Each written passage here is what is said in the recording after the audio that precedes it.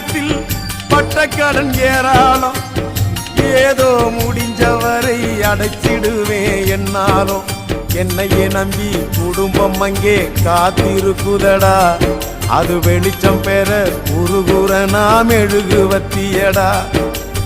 ஆக மொத்தம் எதுவும் எனது குத்தம் இல்லையடா, அட நிமிந்து பாரு நிலவு கூட சுத்தம் இல்லையடா. சரியா தப்பா செய்யறது சரியா தப்பா, நல்லது எது கெட்டது எதுன்னு தெரியலையப்பா, எனக்கு புரியலையப்பா.